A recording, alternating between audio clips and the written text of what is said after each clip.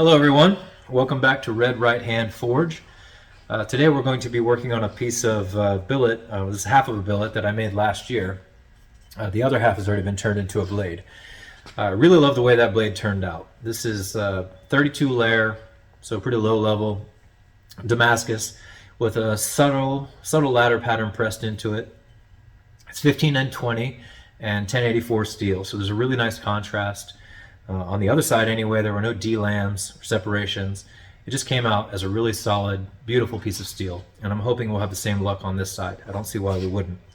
The only drawback here is that there's not a ton of steel. When I cut it in half, I knew I was kind of cutting it close. And ideally, I think I'd like a little bit more to work with when I'm drawing out a blade.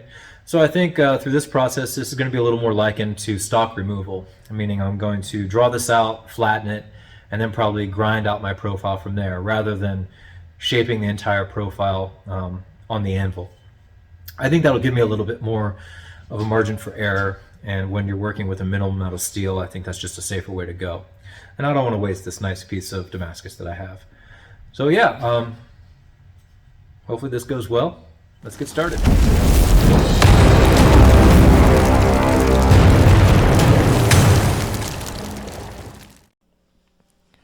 Now I've just got the billet welded to a scrap piece of metal that I had laying around the shop, and I'm bringing it up to temperature so I can start moving the steel a bit. I'm looking for a uniform yellow glow, and that's a good place to start banging away.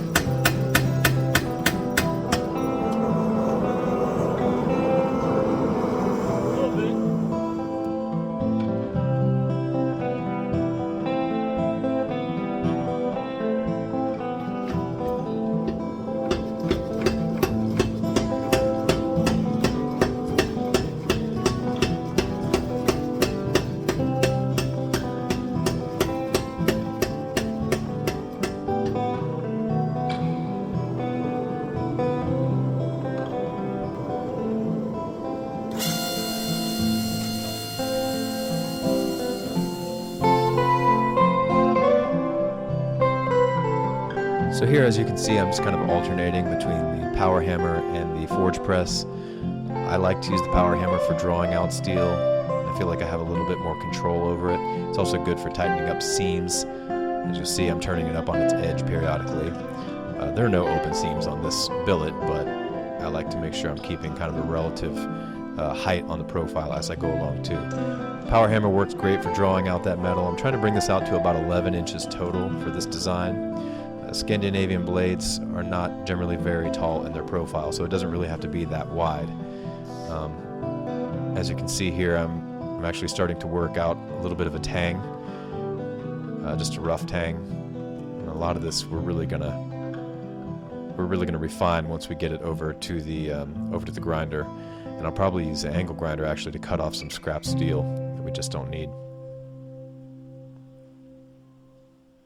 Here we are at about 11 inches, and we're going to move over to the surface grinder. Okay, so here we are. This is my 2x72 grinder. And I've got this has just been a really great attachment from Ameribraid, their surface grinder. We've got some rare earth magnets, which are selectable on the back here. And essentially, this is an adjustable depth lever.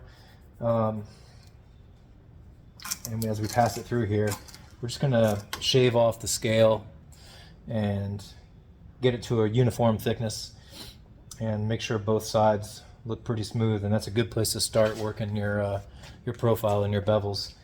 So here we go.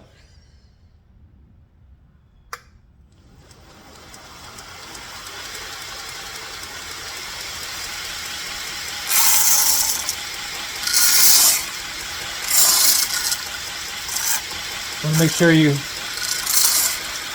have good control on this machine. You don't want it jumping away from you.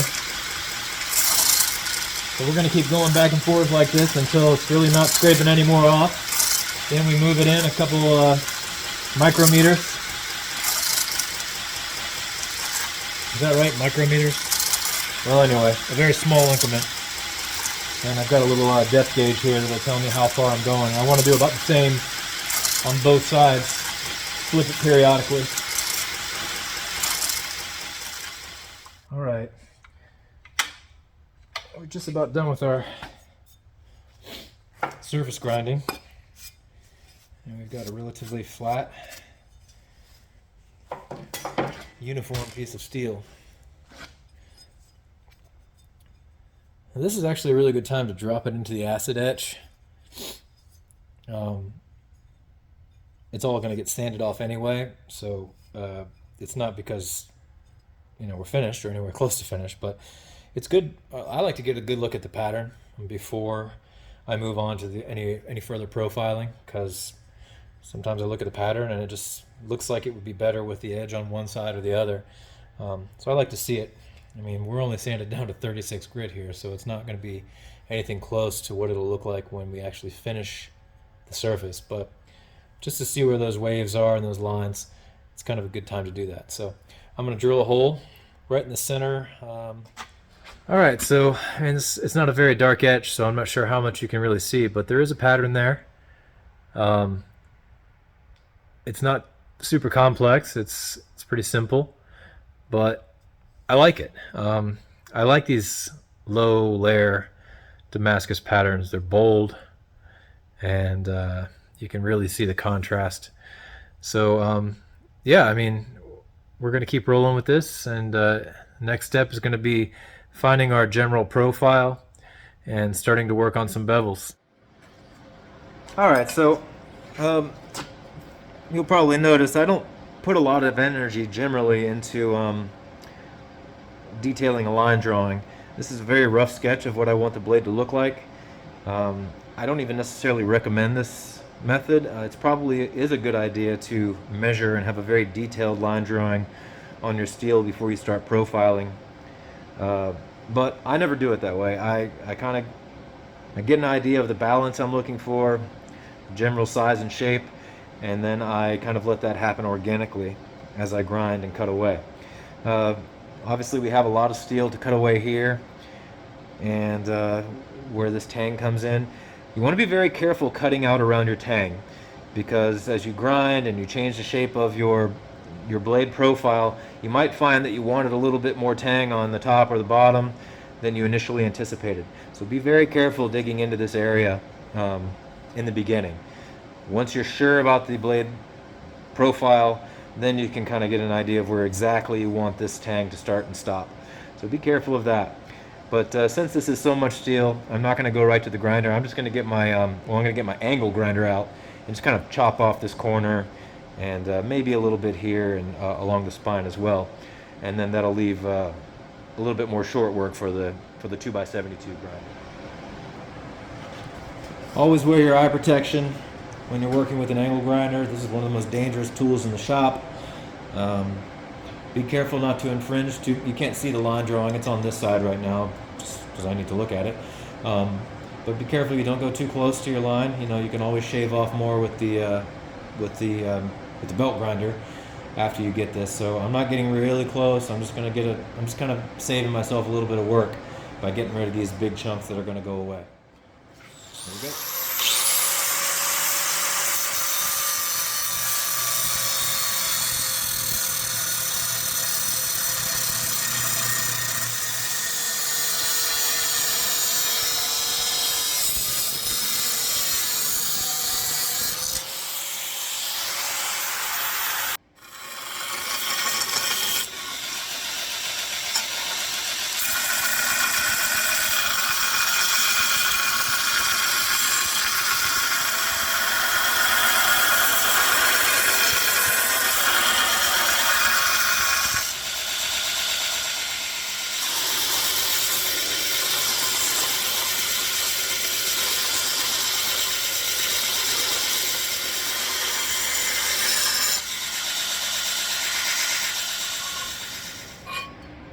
All right, so here we are.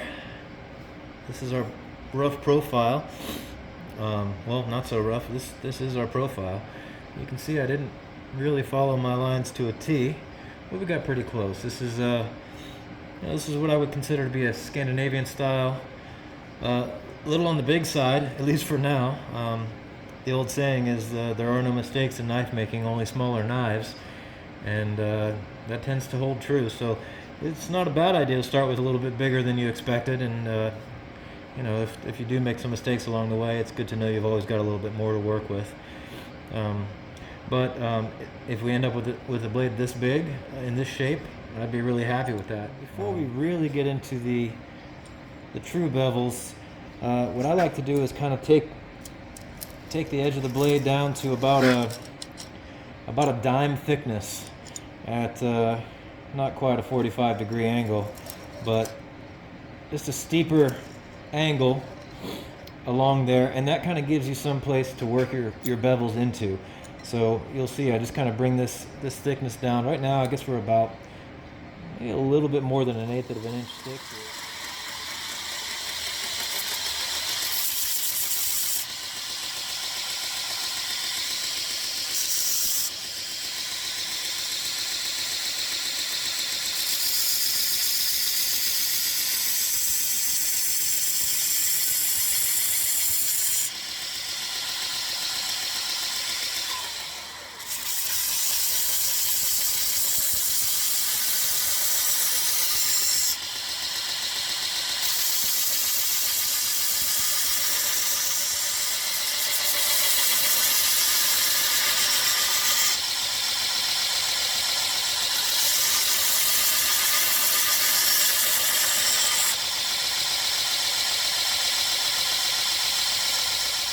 All right, you can see where we're at here.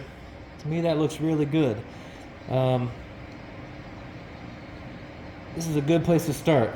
And now what we're going to do is I'm going to put my 14-inch wheel on here, and we'll start with a hollow grind in a much shallower angle.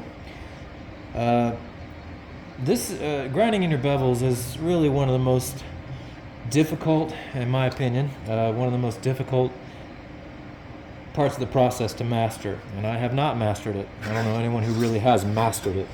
There are some people who are really good at this, and there are some people who are, you know, they just can't get it right. And it took me a long time to get to the point to where I can finally say, you know, I've got a pretty good understanding of it, a good feel for it. And it really is about feel. As you start to lay in those initial bevels, even on this edge, this rough edge bevel that I'm doing, those first few passes are a little sketchy because you're working at basically a right angle. But eventually you start to lay in your own angle, and you'll be able to feel as it rides against the flat of this platinum when you're in the groove or not. And the same when you're working on a wheel. I don't know if you can see, but you'll see. I'll have the wheel on in a minute here. But those first few are kind of crazy, and that kind of wants to go all over the place, and it's up to you to kind of keep a steady hand at the angle that you like. But eventually you'll start to kind of find that rut, and you'll feel it when you're in that groove. And that's a big part of grinding your bevels, is getting that touch. You really can't go too slow in this process. You want to take your time, easy on the pressure, nice and light. If you're unsure, feather pressure, you know, almost nothing. Just find your way, and eventually you will get into that groove. And when you do, you're kind of home free from there.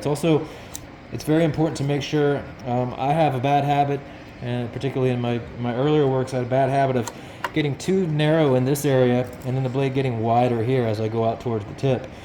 So I'm always starting right here, and I must be pulling away or pulling up this way.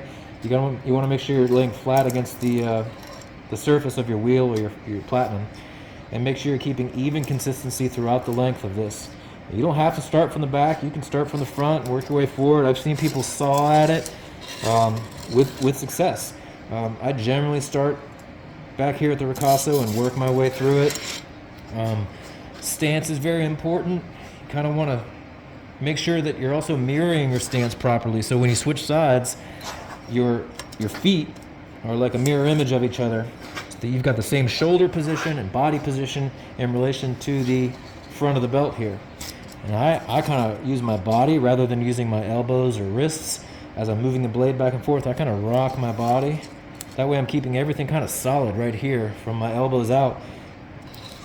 I like to keep nice and stiff. Now, of course, as you get closer to the tip, you've got this curve, so you kind of do have to use a little bit of your arms to drop one elbow or wrist down a little bit. But this is the tricky part. And if you're a beginning bladesmith, you know what it's like. It's a headache. And I still haven't reached that point to where I'm completely comfortable every time I do it. I've messed up blades during this step. So we'll go forward, and again, one of the important things to remember is not to push it too fast. And if you do feel like you're making a mistake as you go, take it easy. Stop. Back up and look at your process, and look at what you have left in your steel. You can always flat sand a lot of your mistakes out. So if you start getting what they call a smiley face here, where the bevel starts to ride up close towards the back, a little smile, you can flat sand that down. They call it chasing smiles. You can flat sand it, and eventually that will level itself out. So if you get frustrated and you feel like it's not going the way you want it to, don't force it. Back up, fix the problem incrementally, slowly, and you'll get there. Generally, I'll start with the edge up against the belt, and then I'll lay into that back, or excuse me, into the flat of the blade.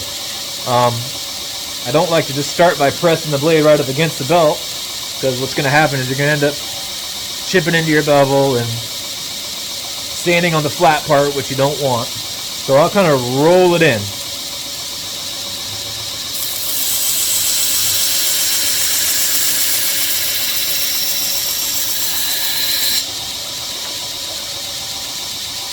Eventually, we're just going to start digging into all this here.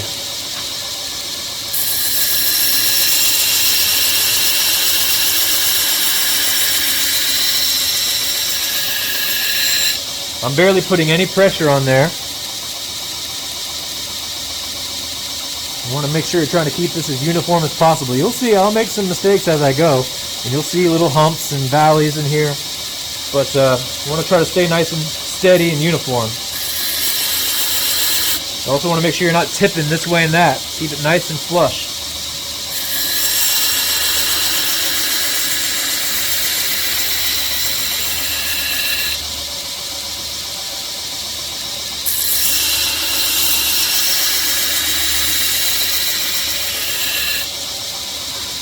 See how I roll it in? I kind of start here.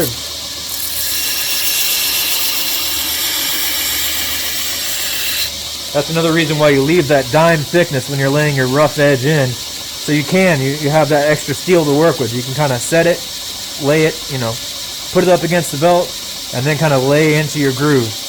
I'm not at that point yet where I can feel the groove when it's up against the belt, but I will get there. Once this gets to be about a half an inch deep, I'll start to be able to feel where it's setting in the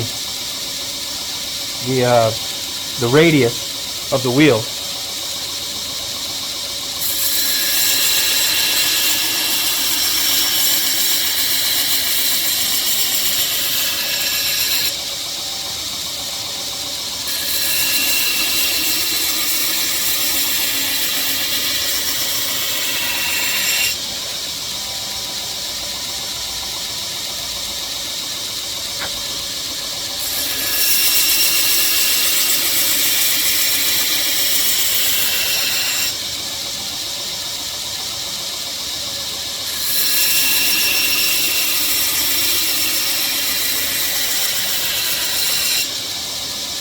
It's also important to remember that you're approaching the belt the same position.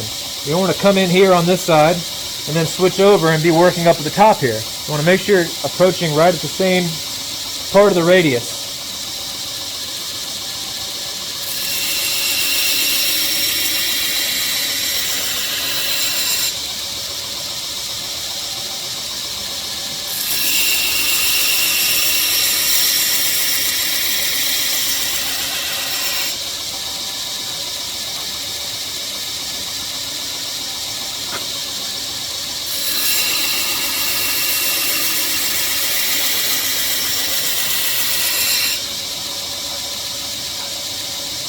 this would be a good time for me to switch sides. We're not close to there yet, but I want to make sure I'm staying uniform, and I want to do about the same amount of passes on the other side as I did the first side.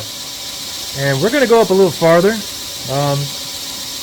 In my mind's eye, I'd like to bring the bevel up to a little more than halfway up the profile.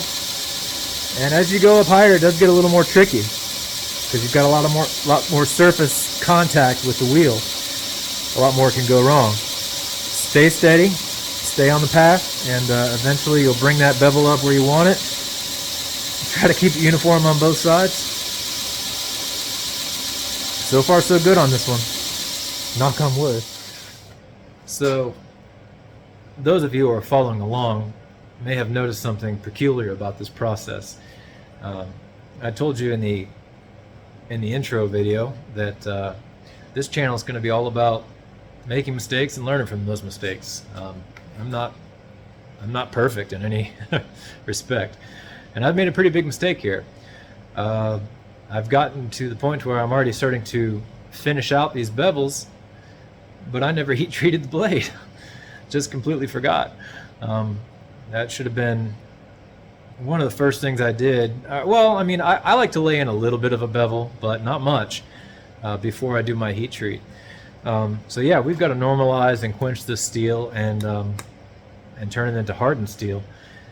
And hopefully I haven't gone so thin here that it creates a problem. I don't think I have. I'm going to be optimistic and hope that this all holds up and we don't get any cracks or anything like that, because that would be a real shame.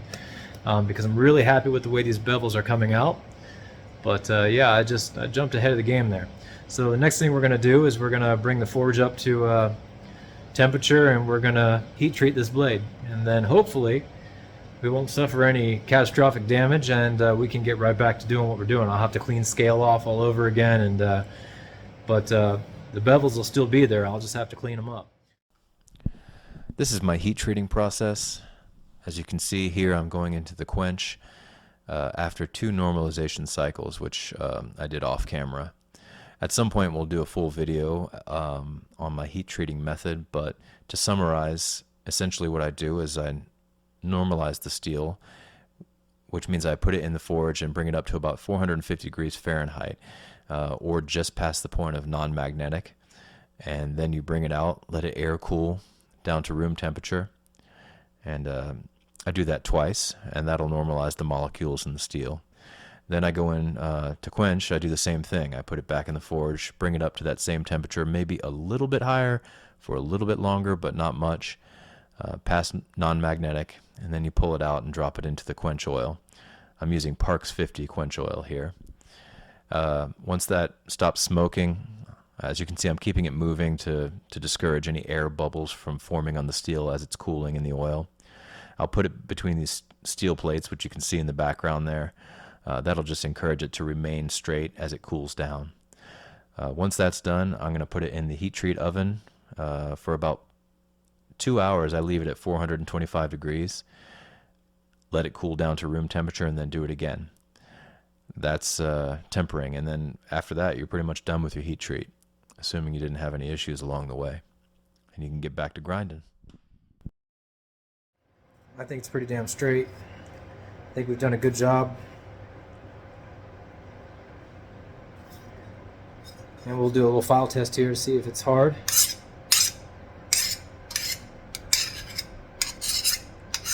And I can't get the file to dig, and that's a good sign.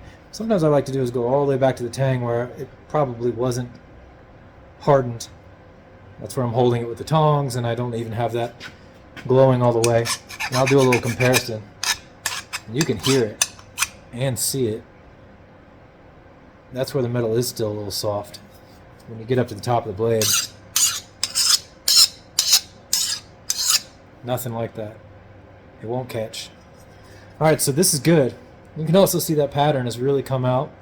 I love the way that looks.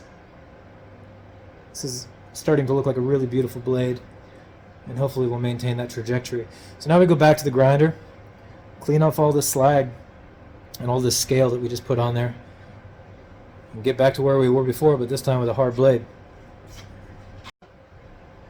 Okay, So here we are, post-heat treat, and we've got our bevels ground in. I'm pretty happy with these bevels. You've got some inconsistencies. You can see it's not a perfectly straight line on either side, but this is about as close as I can get without getting really lucky. So what we do at this point is we flat sand.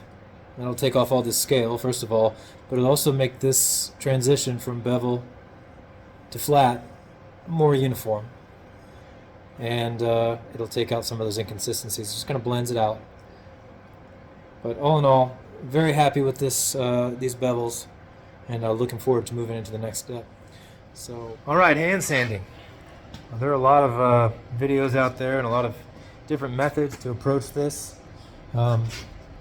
I like to use a piece of flat stock that I've just kind of rounded off the edges a little bit to make it more comfortable in my hand. I'm starting with 80 grit adhesive sandpaper. The better you are at grinding bevels, the less you're going to have to do of this. But almost always you're going to have to do some. There are ways around it, but this is my method after I put my bevels in. It's important to have a very flat piece of stock. And you don't want to... you can use like a popsicle stick or something like that if you're doing flat bevels, a flat grind. But with this hollow grind, you don't want any of the sandpaper falling into that grind, or it's going to make vertical scratches on it. On a flat grind, vertical scratches are okay because you're not going to, you blend them all together. But when you've got these grind marks from your bevels from the belt going up and down vertically on the knife, and then you've got these long lines going left horizontally along the knife, excuse me, you don't want those things mixing together. So you do want to keep them separated, so you want to use a nice solid straight piece of steel stock to do your flat sanding. I use a little WD-40, and basically just make sure we're not tipping it, so we're not going to hit any of this here, and just keep going right at it. You don't want to spend too long in the same place, then you'll end up with a lot of J-hooks and swirls. You're going to get some of that anyway, which you'll sand out when you go to the higher grit. But notice how I'm moving back and forth, up and down the length of the blade. Now I'm not going to make you watch this, because I'm going to be doing this for probably a couple hours. And that's if I'm lucky. Alright, so here's what it looks like after sanding through through 80 grit. I'm going to be working all the way up to about 1,000 grit, maybe 800. It's a lot of work. Look over here, you can kind of see about how many times I had to change sandpaper. And that's not really that bad, that's just kind of minimal. There's still a little bit of pitting if you look really close, and I actually got some vertical scratches. It was probably actually from wiping it off in between, wiping off the lube and some of the grit that had been sanded off. Some of that probably got onto the bevel and made some vertical scratches. I don't think I actually ran the sandpaper over it there. But the little pits I'm not worried about at all. I'm still going to be doing a lot of sanding. And even though I'm going up through the grits, those will probably find their way out. The important thing is I got those deep scratches along the length from the 60 grit. Those are all gone. Not really worried about the tang, as you can see. Yeah, we'll move up. Well, first I'm going to flip it over and we'll do the other side. Same thing. 80 grit until it looks like this. Also, you can see that line is very uniform now, going up the length of the blade. It doesn't have peaks and valleys like it used to. Maybe right around this area, right around here, you see it goes up a little bit. But again, we're going to be sanding a lot more, so I feel comfortable now moving up to the next grit. You really don't want to move too fast through these grits. I can't stress that enough. Start jumping ahead, you're going to shoot yourself in the foot. You want to make sure you get all your grinds out from the previous sand. In this case, it was that surface grind, before you move up to the next one. And you really want to make sure this line is pretty dang straight. this is about as close as you want to cut it. Again, I can still see a little bit of a belly there on that line, right around midway, right around here. I think you can see it. But I'm going to get that out. The next sandpaper will be 120, and that line will be gone by the time I'm done sanding that 120. But you don't want to force it, and this isn't forcing it. It's just kind of a natural, good time to move to the next step. Yeah, that's it. I'm going to take a break for the day, and we'll pick up where we left off.